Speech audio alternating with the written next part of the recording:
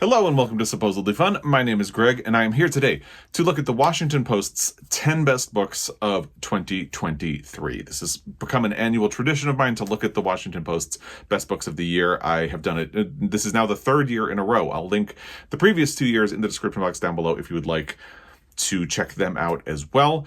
This is the most exciting time of the year for me, not just because of the holidays, and I'm a huge fan of the holidays. It's because there's so much fun book stuff going on. We are in the thick of book award season. You know, we've had some long lists and some awards that have already happened. The Booker Prize is still coming up very soon, next week, in fact. And that is all really exciting. But one of the things I really love are the year-end wrap-ups and the best book lists that we start getting at the end of the year. Just makes me happy. And I'm still waiting for the New York Times 100 notable list as I am filming this. And their top 10 will probably be announced after Thanksgiving. They like to do a whole event. So stay tuned for all of those things. But I've done Publishers Weekly. I will link that one down below as well. They released their best books of 2023. I like Washington Post because they have really great book coverage. Their book world is chef's kiss. You can't do much better than it. So I'm always interested in what they see as the best books of the year. Without any further ado, let's just jump into the list. So as I said, there are 10 books. 5 of them are fiction. 5 of them are nonfiction. We're going to go through a quick thing about what they say about each book, and I'll talk about whether or not I've read it or if I want to read it. Most of them will be whether or not I want to read it. Some of the books, especially in the nonfiction side, I am very unfamiliar with. So I'm kind of trying to hold off and wait to see what the blurb is to decide if it's something that I would like to read. At the end, when we've finished going through the list, I will also talk about some omissions that I feel like are a little bit surprising and maybe what that means for the list. Let's get going. Starting with the fiction side. The first book on the Washington Post's 10 best books of 2023 is The Bee Sting by Paul Murray. This is not entirely surprising. The Bee Sting is a finalist for the Booker Prize. Honestly, I think it's probably the book that is going to win the Booker Prize. So I don't feel very surprised at all to see it popping up here. Before I talk about my feelings about The Bee Sting and whether or not I want to read it, let's read what they have to say about it. Murray's novel, shortlisted for the Booker Prize, reads like an instant classic. In it, the gleaming facade of one Irish family, a successful car dealer, his legendarily beautiful wife, and their 2 children, begins to fracture under the weight of long-held secrets. Murray is a fantastically witty and empathetic writer, and he dazzles by somehow bringing the great sprawling randomness of life to glamorously choreographed climaxes. He is essentially interested in the moral conflicts of our lives, and he handles his characters and their failings with heartbreaking tenderness. So, I read Skippy Dies a long time ago, and I thought it was funny and amusing and good in parts, but I thought it was way too long. Way too long. I feel like that was a book that was in desperate need of some editing and some cutting down. You know, there are people who agree with me. There are people who just absolutely love Skippy Dies. So in July, when I was looking toward books that were still to be released in the year that I was looking forward to, I did a separate video about sort of like, do I want to read these books? And at the end of that video, I included some books that I knew I wasn't excited about, but that other people might be excited about. And The Bee Sting was one of them, because I know there are people who really loved Skippy Dies and that people would be excited about this book. I don't think I had any idea. In fact, I know for sure I didn't have any idea that this book was going to be such a massive critical hit at all. That did kind of take me by surprise. But here's the thing.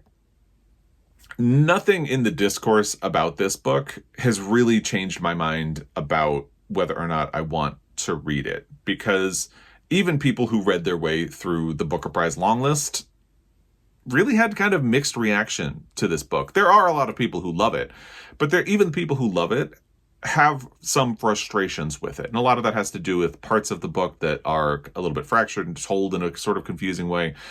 I've heard a lot of people say that this is actually a book that is too long. And given where I stand with Skippy Dies, nothing that I have heard about The Bee Sting makes me think that I would have a better experience reading The Bee Sting than I did reading Skippy Dies. So I don't think I'm going to read it.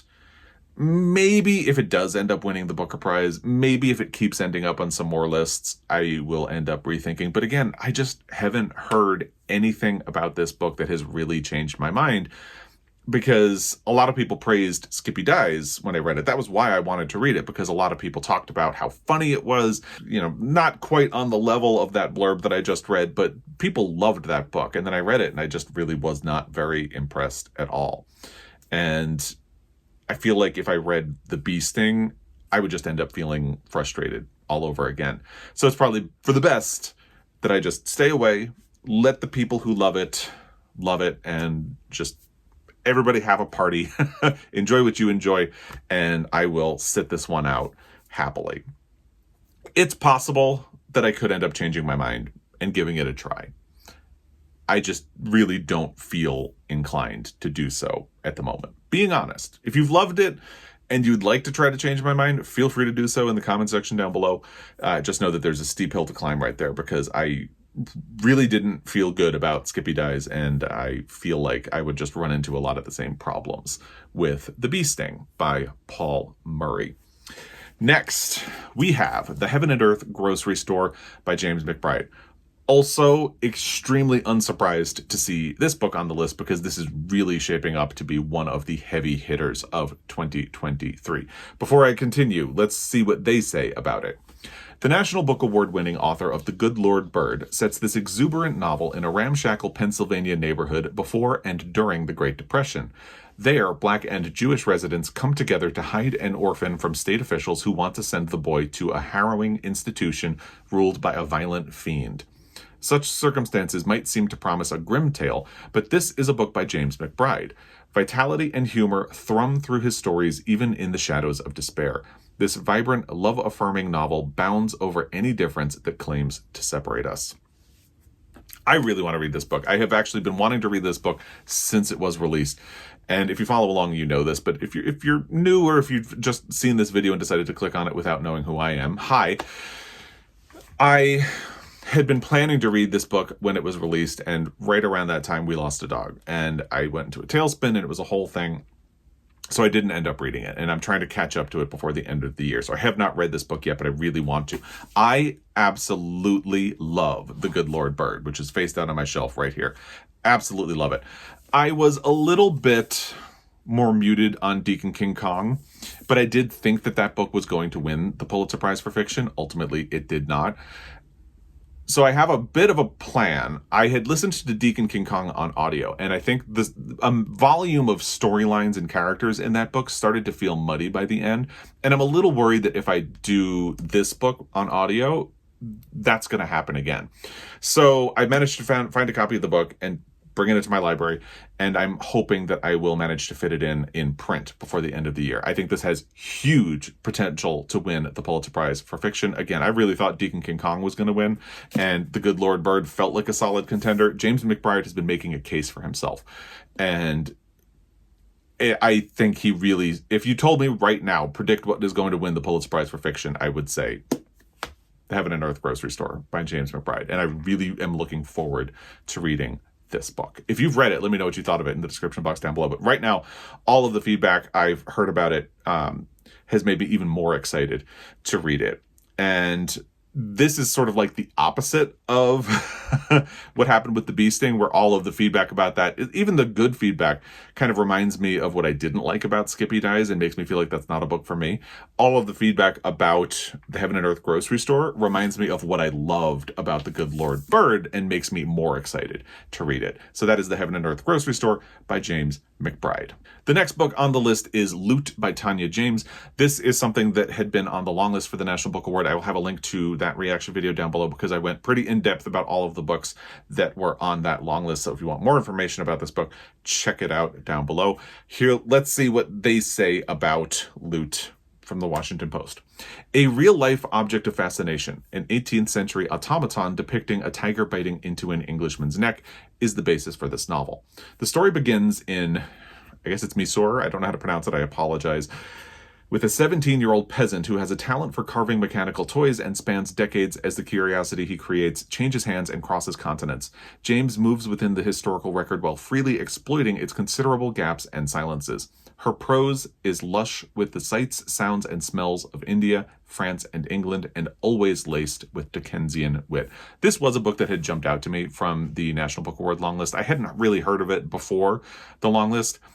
I was a little worried that it sounded like it had potential to be quirky, and I don't always get along with sort of quirky and eccentric books. And feedback I've gotten on it from people who have read it since has been a little bit mixed, and usually the people who don't respond to it said it felt a little odd, basically.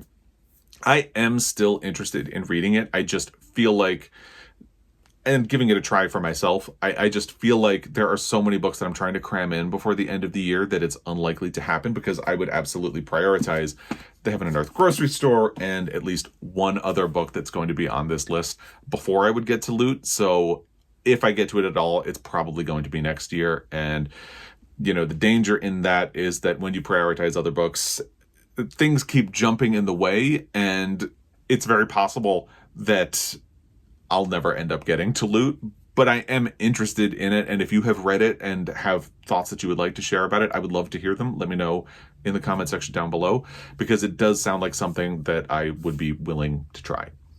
Now we have The Maniac by Benjamin Labatut. This is another book I am really not surprised to see showing up on this list. It was also on Publishers Weekly list. I think it has a good shot at being on the New York Times top 10 when that gets released. Here's what they say about it. Like Labatut's last book, When We Cease to Understand the World, The Maniac is captivating and unclassifiable, at once a historical novel and a philosophical foray. Its resident genius is the polymath and pioneering computer scientist John Van Neumann, who displays a sinister machine-like intelligence. The book's many narrators offer a polyphonic portrait of the brilliant, frustrating von Neumann, and its extraordinary final segment brings us to the wonder and potential danger of artificial intelligence. Labatut is a writer of thrilling originality. The Maniac is a work of dark, eerie, and singular beauty. I've heard remarkable things about When We Cease to Understand the World, and I've sort of held off on reading it because it sounds really dense and complicated, and I feel like I need to be in the right headspace for that. I've heard that although The Maniac is more accessible, it still kind of goes in that direction, but is a little more accessible, less dense, less complicated. And when I talked about it in the Publishers Weekly best books, people commented and kind of hammered that in. They said it is still a little dense, it is still a little complicated, but it is a little more accessible than When We Cease to Understand the World. So I feel like I might use this one. But again, I'm not going to prioritize it. I feel like I want to read Heaven and Earth grocery store and one of the other books on the list and prioritize them before the end of the year. So Maniac, I would probably prioritize Maniac before Loot, which, you know, apologies to Loot, probably makes it even less likely that I would get to it. But it'll probably wait until 2024 at best. But if you've read it, let me know what you thought of it in the comment section down below. That takes us to Northwoods by Daniel Mason, which is the book that I've sort of elliptically been referring to as we discussed the last two books, because I really want to read Northwoods by Daniel Mason before the end of the year. I've heard so many really good things about this book. And again, really not surprised to see it here, because it feels like this is a book that has been getting a lot of praise. Won't be surprised if it turns up on the New York Times top 10 either. Here's what they say about it. Mason plants his novel on an expanse of land in western Massachusetts where, over centuries, various absorbing tales unfold and interweave. There's an illicit marriage between two Puritan runaways, a shocking, brutal murder, and an enslaved woman fleeing north. The silent spaces between these stories articulate what the residents can't, as their errant lives begin locking together in a winding chain of unlikely history. Elegantly designed with photos and illustrations, this is a time-spanning, genre-blurring work of storytelling magic. Mason has a light, mischievous touch, and it's hard to imagine there is anything he can't do. So I do have access to the audio, and I had really been thinking about jumping into it and consuming the book that way, just because it would be really easy. However, I have heard about the photos and the illustrations, and I have not actually held a physical copy of the book, and I think I want to, and I'll look at it, but I'm holding off on the audio because I do feel like maybe this is a case where I should read the print book, kind of like Blackouts by Justin Torres, which just won the National Book Award. That is an incredibly visual book, and I don't think this is on the level of Blackouts, where you would sort of need the physical book to read, but I kind of want to see what it looks like and what I might be missing if I listen to the audio. But I definitely want to try to cram this in before the end of the year. Huge Pulitzer potential here. Daniel Mason has been a finalist for the Pulitzer Prize before, and I think between him and James McBride, either one of them could easily win the Pulitzer next year. We'll have to wait and see what happens with that. That's it for fiction. Let's move into nonfiction. And this is where things get a little wild because there are a lot of books that I hadn't really heard of, including the Bathysphere book, Effects of the Luminous Ocean Depths by Brad Fox. In 1930, the naturalist William Beebe descended deep into the ocean in a 4.5-foot steel sphere, describing what he saw outside the porthole through a telephone wire that rose to the surface. By turns philosophical and elegiac, Fox's history of Beebe's explorations is a hypnotic ode to the world beneath the waves. This is no straightforward narrative, but a book built from scraps that belie its intricate engineering. It is also an exceptionally beautiful object bursting with full-color illustrations and paintings of the creatures Beebe encountered. That really does sound fascinating. I had not heard of this book at all. Definitely sounds like something where you would want to be able to see the book, so I don't know if audio would be a way. But it does sound really interesting, and I tend to consume audiobooks through audio. It's just the way I read. I tend to absorb them better on audio, but this sounds like a book where you would want the physical thing, so I feel like I would want to see it before really committing to it. It does sound interesting and like something that I could potentially read. If you have thoughts about it or if you read it, let me know. Next is How to Save Babylon by Safiya Sinclair. Born in a seaside Jamaican village near Montego Bay, Sinclair grew up in a strict Rastafarian family on the fringe of a hedonistic tourist mecca. She wanted more than the Rasta wifedom that was mapped out for her, and in this lushly observed memoir, she chronicles how she threw off that yoke. Doing so risked the wrath of her father, a reggae musician who feared that corrupting Western influences would ruin his daughter. The book grabs the reader with the beauty of its worlds. Sinclair is also a published poet, but it sticks because of the thorniness and complexity of its ideas. I have heard a lot of really good things about this book. It does sound really interesting. This is probably something I would listen to on audio. I have not checked to see if it's on any of my subscription services.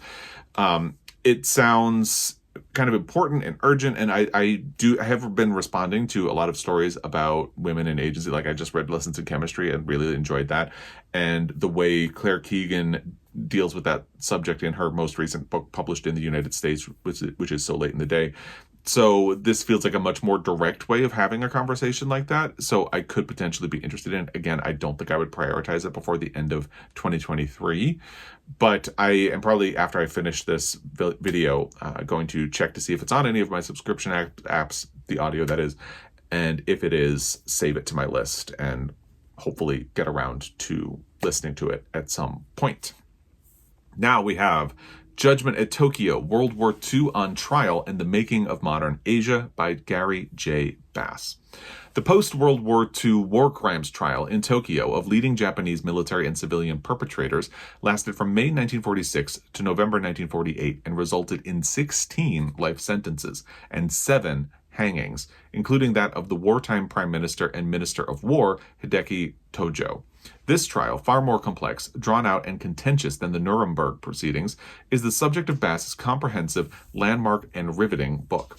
Bass employs the complexities of the trial as a fulcrum to sketch a wide canvas, documenting not just atrocities and attempts at justice, but the history of World War II in Asia. That does sound really interesting to me. This was another book that I hadn't heard of, and that description makes me pretty eager to see if any of my subscriptions apps have it. Audio again. And again, I don't think I would try to get to it immediately. I would probably find the audio, save it to my list, and plan on getting to it probably in 2024. But that sounds really interesting, and I'd love, because you do hear a lot about the Nuremberg trials. I had never heard of these trials at all. And when we studied World War II in school, we almost always only focused on the European side. So my knowledge of the Asian side of World War II is really small, and I feel like at some point I should try to fix that, and maybe this book would be a good entry point to do that. If you've read it, let me know what you thought of it, because it sounds really interesting and like something that I would get a kick out of. Well, not a kick out of, but I would benefit from reading. So let me know if you've read it and what you thought of it. Now we get to King, A Life by Jonathan Eig. Not at all surprised to see this book popping up here. In fact, I've been a little bit surprised not to see it popping up in some other places. It wasn't even a finalist for the National Book Award nonfiction category. It wasn't on Publishers Weekly, I don't think. And this felt like a real heavy hitter for end-of-year book lists at the time it was released. Here's what they say about it. Ike's book is the most compelling account of the Reverend Martin Luther King Jr.'s life in a generation. To write it, he conducted more than 200 interviews, including with scores of people old enough to have known or observed King, and pieced together numerous accounts gathered by other journalists and scholars, some of them never published before. The result might be described as a deeply reported psychobiography, one infused with the narrative energy of a thriller, as Ike vividly reconstructs some of the story's most dramatic turning points. It really does sound like another book that I'd be interested in. I read a lot more fiction than nonfiction, which is why even the nonfiction books that I am gravitating toward, which is most of these so far, I still feel like I wouldn't prioritize them. The books that I'm trying to cram in by the end of 2023 are largely fiction books. So it just kind of is who I am as a reader. And I would like to get to these, but this is another situation where I think at the time it was released, it was not on any of my subscription apps, because I would definitely be doing this on audio. Again, it seems to be a good way for me to consume nonfiction. So maybe I'll check again and see if it has popped up on any of them. And if it has, I would probably add it to my saved list and hopefully get to it again, probably in 2024. There's so little time left in this year that it's much more likely that I'd be getting to a lot of these next year, if at all. But this is one that I would definitely be interested in as well. Now, the final book on the Washington Post's top 10 books of 2023 is The Life and Times of Hannah Craft's The True Story of the Bondwoman's Narrative by Gregg Hecimovich. And this is another book that I have never heard of. And for the ones that I hadn't heard of, I tried to not spoil what it's about. I want the little description that they have to be the first thing that I see about it. That's the way it was with the Bathysphere book, and it's the case with this one. So this blurb will be the first thing I really know about this at all. Let's go on a journey together. In 2001, the professor and literary scholar Henry Louis Gates Jr. purchased an unheralded novel of unknown authorship at an auction. He verified that it was authentic and had probably been written by a black person before 1860. It was published to wide acclaim and robust sales as The Bondwoman's Narrative. Hecimovich's book tells the incredible story of Hannah Crafts, the woman who wrote it, and of Hecimovich's tireless efforts to discover her identity and reconstruct her trajectory. The result is an inspired amalgam of genres, part thriller, part mystery, and part biography. Okay. They did really well on the nonfiction side because, honestly, I would read every single one of the nonfiction titles. And to be fair, the only fiction book that I have an opposition to is The Bee Sting, and that's just because I have a history with Paul Murray, and we already covered it. We don't have to rehash that, but so this is a solid list. All but one for me feel really interesting and engaging and like things that I would go out and read. And I can't even be mad at their inclusion of The Bee Sting, because even though it's not something that I am particularly interested in picking up or reading, I can absolutely understand why other people are so interested in reading it and responding to it. I'm not trying to be a hater about that, but this sounds really fascinating and like something I would be really interested in reading. So I'm gonna have to check to see if that's on any of my subscription apps. It's in the same boat as the other nonfiction books, where I'm not going to prioritize it before the end of the year if the audio is available on one of my subscription apps like Scribd or Libby, which is not a subscription. You just need a library card for it. I would probably save it or get on a hold list and see when I get around to reading it. If you've read it, let me know what you thought of it. So let's talk omissions for a brief moment. And I'm not going to talk omissions for nonfiction because I read much more fiction, so I feel a little bit more like an authority in that area. And I don't want to spend a whole lot of time talking about what's not here, because really when you get down to it, anything that was published this year could be on it. But there are, I would say, 3 big books from this year that feel a little surprising. And the first is, of course, Let Us Descend by Jesmyn Ward. This was one of the big landmark publishing events of this year. And I think it's interesting that when it was announced, I and many other people were immediately sort of assuming, oh, Jesmyn Ward is going to be the front runner for the Pulitzer Prize this year. And it feels like as this book has been released, it's sort of losing ground, mostly to this guy right here, James McBride. Really, They are very similar. I feel like both authors have been making a very strong case for themselves over the last decade, building up their career, building up their reputation. Both of them have books that I really thought were going to win. I thought Jessamine Ward was going to win for Sing Unburied Sing. I really thought James McBride was going to win for Deacon King Kong. Both of them have books that were recognized by the National Book Award. Jessamine Ward actually has two, Salvage the Bones and Sing Unburied Sing, and James McBride has this guy, The Good Lord Burt. So their pedigree actually feels very similar. It feels like they have created a narrative that they feel overdue for a Pulitzer Prize for fiction at this point. I think part of how, and I have a whole review of Let Us Descend. I'll link it down below. I feel like it's a bit of a tricky book, and I read it and I enjoyed it, but I also don't feel like I understood all of it, which makes it feel a little bit inaccessible, especially compared to her other books. And I think that is where The Heaven and Earth Grocery Store feels like it's pulling ahead of her. Also, James McBride is older than Jessamine Ward, so you definitely have a sense that Jessamine Ward will have another chance at the Pulitzer. But I am a little surprised not to see it here, and I think the fact that it's not included really just shows how much ground she is losing to The Heaven and Earth Grocery Store as we move into the end of the year.